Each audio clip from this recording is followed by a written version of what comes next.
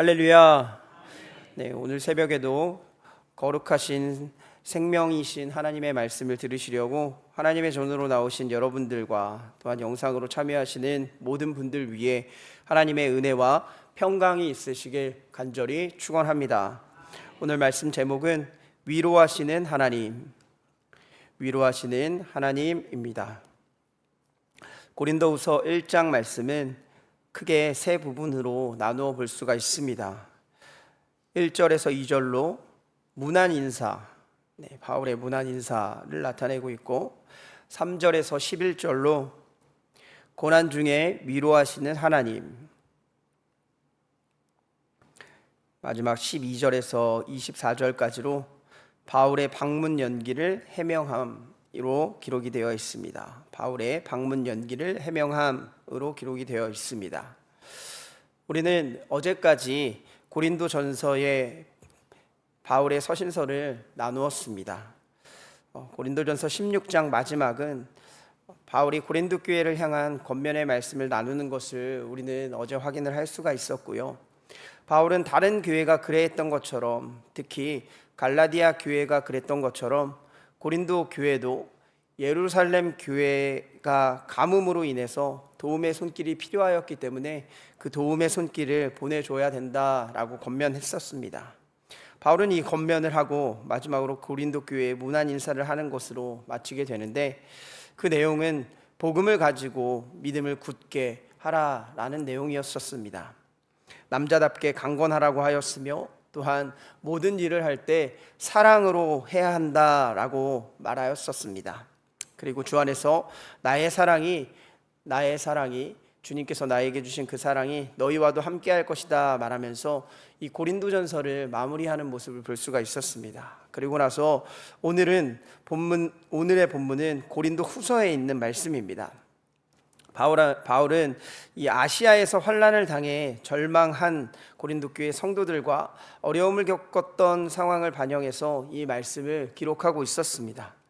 고린도 교회를 방문하고 싶었지만 방문하지 못했던 것을 말하면서 대신하여 이 편지를 쓴다라고도 기록을 하고 있습니다.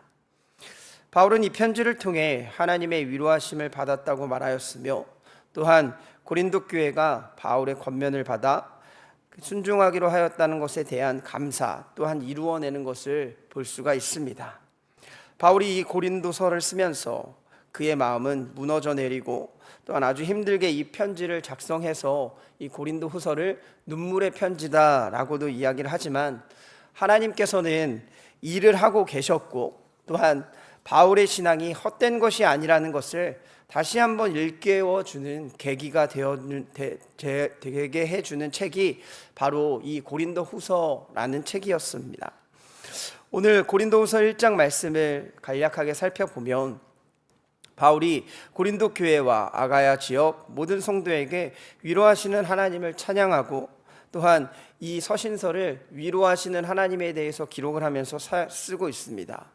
그가 당한 환난은 하나님만 의지하고, 또한 고린도 교회 성도들로 하여금 그를 위해서 계속해서 기도하도록 하기 위함이었음을 보여주는 그런 말씀을 담고 있는 것이 바로 오늘 본문 1장에 있는 말씀이라는 것입니다. 그가 이 고린도 교회에 가려는 계획을 번복했던 것을 경솔해서가 아니라 주님의 뜻에 따라서 그들의 기쁨을 돕고자 함이고, 또한 그들을 아끼기 때문에 나는 고린도 교회를 방문하지 못했다라고 오늘 고린도 후서 1장에서는 나타내고 있습니다. 그렇다면 오늘 본문을 통해 하나님의 위로하심이 과연 우리들에게 어떻게 나타나는지 영적인 교훈과 기도의 제목을 삼고자 합니다. 첫째로, 하나님께서 위로해 주십니다. 하나님께서 위로해 주십니다. 지금 우리가 살아가고 있는 세상, 참으로 많은 위로가 필요한 세상 같아 보입니다. 그래서 사람들은 그게 어떤 것이든 자신의 위안을 삼으려고 노력하며 살아가는 모습을 보이는 분들이 종종 있는 것을 확인할 수가 있습니다. 오늘 본문의 바울은 어려움과 고난, 역경을 참으로 많이 겪었던 사람이 이 바울이라는 사람이었습니다. 바울의 삶은 매번 배신을 당했고, 또한 자신이 세운 교회로부터 이단 시비가 있었고, 또한 복음을 전하다가 죽임까지 당할 뻔한 사람이었으며, 그래서 이 바울은 여러 곳으로 도망하고 또 도망하는 모습을 보이고 있는 사람이 바로 오늘 본문을 기록한 고린도 후서 전서를 기록한 바울이라는 사람이었었습니다. 그렇지만 오늘 바울은 본문을 시작하면서 고린도 교회 문안을 먼저 하는 것을 우리는 확인을 할 수가 있는데, 그게 바로 1절에 있는 말씀입니다.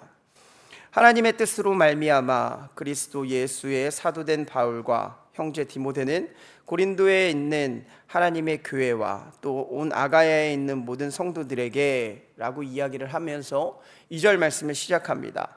하나님 우리 아버지와 주 예수 그리스도로부터 은혜와 평강이 있기를 원하노라 라고 시작을 합니다. 이렇게 바울은 은혜와 평강이 있기를 먼저 기원하면서 이 고린도 후서의 편지를 기록했었습니다. 그런데 사도된 바울의 내용이 참으로 중요합니다. 하나님의 뜻으로 말미암아 본인이 사도가 되었다라고 이야기를 합니다. 내가 사도가 되고 싶어서 사도가 된 것이 아니라 하나님의 뜻이 내가 사도가 되는 것이었다라고 기록을 하고 있다는 겁니다. 하나님께서 나를 사도로 세우신 것이고 나는 예수 그리스도의 사도가 되었다라고 바울은 고백을 합니다. 그런데 그런 하나님을 첫 번째 찬양하는 내용이 다른 것이 아니라 하나님이 위로의 하나님이시다라는 것이었습니다. 사도가 되었으면 정의를 외치고 잘 살고 기쁘고 행복해야 되는데 사도된 바울조차 그렇지 않은 삶을 살았다라는 것을 말하고 있다는 겁니다. 3절 말씀입니다. 찬송하리로다. 그는 우리 주 예수 그리스도의 하나님이시요 자비의 아버지이시요 모든 위로의 하나님이시며. 4절입니다. 우리의 모든 환난 중에서 우리를 위로하사 우리로 하여금 하나님께 받은 위로로서 모든 환난 중에 있는 자들을 능히 위로하게 하시는 이시로다. 바울은 복음을 전하다가 심한 고난을 당하며 거의 죽음의 문턱에까지 이르렀던 자신의 경험을 회상하면서 지금 이 말씀을 기록하고 있는 겁니다. 그 이유는 환난 중에 하나님의 위로가 더욱 풍성하게 임한다는 사실을 강조하기 위함이었습니다. 예수를 믿는 사람들 중 많은 사람들이 고난과 핍박과 환난을 당하고 있었던 것을 우리는 주위의 사람들을 통해서 들어서 잘 알고 있을 것입니다. 또한 나의 삶도 예수님을 믿고 살았는데 고난이 있다는 것을 깨달을 때가 있습니다. 위로받아야 될 때가 있다는 겁니다. 그런데 그때마다 하나님의 사랑을 의심하고 살아가지는 않으십니까? 왜냐하면 우리에게는 고난 중에도 핍박 중에도 하나님께서 위로하심이 있다는 것을 깨닫게 하시기 위한 하나님의 은혜가 있기 때문에 그렇습니다. 예수님도 이 세상에 계실 때 핍박과 고난과 조롱을 당하셨습니다. 그런데 그때 좌절하거나 낭망하시는 모습을 전혀 보여주지 않으셨습니다. 하나님이 말씀하셨던 길을 걸으셨던 예수 그리스도, 그 예수 그리스도께서는 오직 감사함으로 나아가셨을 때 하나님은 예수님을 통해 위로함을 더하여 주셨습니다. 그 위로함이 무엇이냐면 바로 인류를 구원하는 구원의 위로였었습니다. 사랑하는 여러분, 오늘 본문 6절 말씀을 보시기 바랍니다. 우리가 환난당하는 것도 너희가 위로와 구원을 받게 하려는 것이요 우리가 위로를 받는 것도 너희가 위로를 받게 하려는 것이니 이 위로가 너희 속에 역사하여 우리가 받은 것 같은 고난을 너희도 견디게 하느니라. 하나님께서는 환난과 고난을 주시려고 우리에게 힘든 길을 가시게 하는 분은 분명히 아니실 겁니다. 이스라엘 백성을 보면 그 백성들에게 포로가 되는 환난의 길이 있었지만 결국은 위로의 하나님께서 그들을 다시 정결케 하셨으며 다시 회복시키시고 돌아가게 만들어주시는 위로의 역사가 이스라엘 백성 가운데도 있었습니다. 지금 이 시간에도 고난을 당하고 아픔을 당하고 환난을 당하고 계시는 분이 있으실지 모르겠습니다. 아픔을 겪고 왜 나만 이럴까 하시는 분들이 계실지 모르겠습니다. 그러나 우리는 이 땅에 그 무엇으로도 참된 위로함을 받지 못함을 기억하시고 나를 위로하실 수 있는 참으로 나를 위로하시는 하나님의 위로하심을 받아 오늘도 승리하실 수 있는 사랑하는 광림의 권속들이 되시길 간절히 축원합니다. 두 번째는 하나님을 의지할 때 우리에게 위로가 오게 됩니다. 하나님을 의지할 때 우리에게 위로가 있게 됩니다. 위에서 말씀드린 대로 하나님만 참된 위로가 가능하다라고 말씀을 드렸습니다. 우리에게 참 소망이 되신 하나님만 우리를 위로하실 수 있다는 것이었습니다. 그것은 돈으로도 명예로도 지위로도 우리에게 위로가 되지 못한다는 것을 우리는 분명하게 살펴볼 수가 있을 겁니다. 오늘 본문은 사람이 살아감에 있을 수 있는 이야기를 전해주고 있습니다. 바울은 7절 말씀을 통해 이렇게 말씀합니다. 너희를 위한 우리의 소망이 견고함은 너희가 고난에 참여하는 자가 된 것 같이 위로에도 그러할 줄 알미라 라고 말하고 있습니다. 그렇다면 우리의 삶에도 고린도 교인들처럼 바울처럼 예수님처럼 고난이 올 수 있다는 이야기입니다. 그 고난의 삶에 대하는 우리의 모습은 그럼 어떻게 하면서 살아가야 되겠습니까? 바울은 살 소망까지 끊어지는 고난을 당하였지만 역시 하나님이 위로하여 주신다라고 오늘 본문을 통해서 말씀을 하고 있는 것을 확인할 수 있습니다. 그런데 그 고난을 이겨내고 위로함을 받는 자가 되려면 오늘 본문의 9절 말씀이 선행이 되어야 된다는 것입니다. 9절 말씀입니다.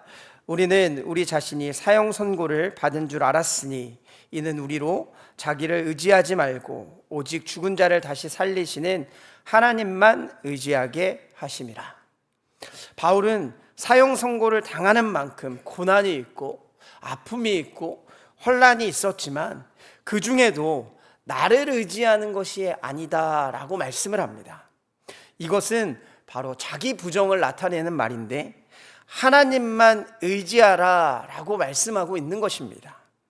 여기서 주목할 단어는 하나님만입니다.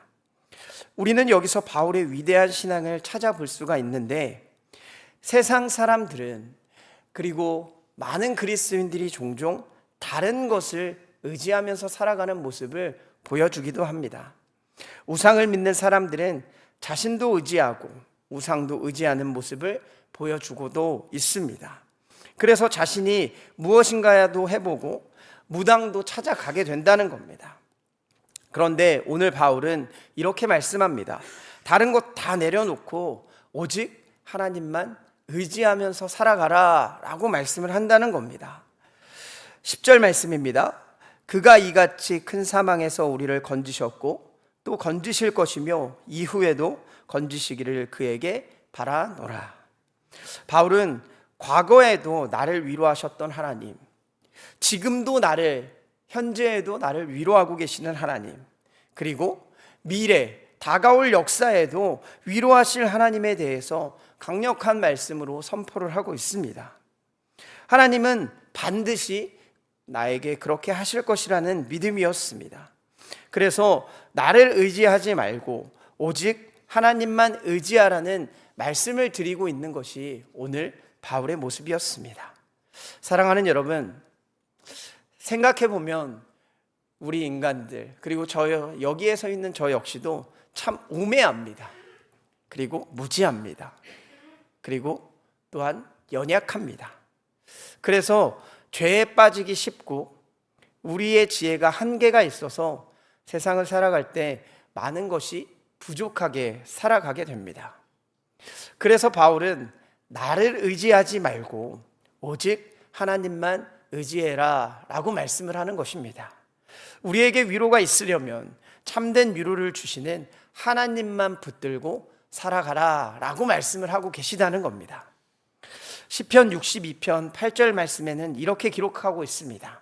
백성들아 시시로 그를 의지하고 그의 앞에 마음을 토하라. 하나님은 우리의 피난처이시로다. 시편 기자는 하나님을 시시로 의지하라 라고 말씀합니다. 이것이 의미하는 것은 매 순간 어떤 상황이든 하나님을 의지하라는 것이었습니다. 바로 하나님만을 의지하는 믿음을 가지라는 것이었다는 겁니다. 오늘도 우리는 어떤 상황이 올지 모르겠습니다. 우리의 삶을 주관하시는 하나님만을 의지하며 살아가실 수 있는 모든 사랑하는 광림의 권속들이 되시길 간절히 축원합니다. 끝으로 성령으로 우리에게 위로함을 더하여 주십니다. 오늘 본문의 바울은 자신이 고린도 교회로 나아가지 못하였던 것을 고백하는 모습, 변론하는 모습을 보여줍니다. 그런데 그게 성령께서 막으셨던 것임을 바울은 기록하고 있습니다. 성령의 역사로 내가 고린도로 바로 가는 것이 아닌 잠시 시간을 두었다라고 이렇게 변론을 하고 있다는 겁니다. 성령의 역사는 여러 가지가 있습니다. 성령께서는 특히 우리에게 위로함을 가져다 주심을 볼 수 있다는 것을 꼭 믿으시길 바랍니다. 예수님이 죽으시고 부활하신 후 제자들에게 이 성령님을 보내주셨습니다. 근심과 걱정과 염려를 안고 있던 제자들에게 성령 하나님을 보내주셨다고 말씀하시면서 뭐라고 말씀하셨냐면 이제 제자들과 항상 함께 하시겠다라는 말씀 또한 하신 것을 우리는 성경 말씀을 통해서 확인을 할 수가 있습니다. 하나님이 함께 하시면 시편 23편 4절 말씀에 이렇게 기록을 합니다. 내가 사망의 음침한 골짜기로 다닐지라도 해를 두려워하지 않을 것은 주께서 나와 함께 하심이라. 주의 지팡이와 막대기가 나를 안위하시나이다. 사망의 음침한 골짜기로 다닐지라도 나를 보호하여 주시고 지켜주셔서 편안함을 주신다는 하나님의 말씀이었습니다. 이와 마찬가지로 오늘 본문 22절은 이렇게 말씀합니다. 그가 또한 우리에게 인치시고 보증으로 우리 마음에 성령을 주셨느니라. 우리를 인치시고 자녀 삼아 주셨으며 보증하여 주셔서 하나님의 자녀가 되게 만들어 주셨고 또한 그런 자녀들에게 하나님의 거룩한 성령을 보내주셔서 함께 하셨다는 말씀입니다. 사랑하는 여러분, 성령님과 동행하는 자, 예수 그리스도께서 부활하시고 승천하시고 나서 제자들에게 주셨던 그 위로하심이 하나님과 동행하는 자들에게는 분명하게 있다는 것을 믿으시길 바랍니다. 고린도 교회에도 마찬가지였습니다. 많은 문제들이 있었습니다. 위기가 있었습니다. 그리고 그들에게는 환난이 있었습니다. 그러나 성령께서 함께하여 주시니 그들에게는 위로하심이 있었다는 겁니다. 문제가 해결되는 역사가 그들에게 나타났다는 것이었습니다. 우리들의 삶도 마찬가지가 아니겠습니까? 요한복음 14장 27절 말씀에는 이렇게 기록을 하고 있습니다. 평안을 너희에게 끼치노니 곧 나의 평안을 너희에게 주노라. 내가 너희에게 주는 것은 세상이 주는 것과 같지 아니하리라. 너희는 마음에 근심하지도 말고 두려워하지도 말라. 성령의 위로하심으로 인하여 오늘도 두려워하는 것이 아닌 하나님께서 주시는, 성령께서 주시는 참된 위로와 평강 안에 거하실 수 있는 사랑하는 광림의 권속들이 되시길 간절히 축원합니다. 기도하겠습니다.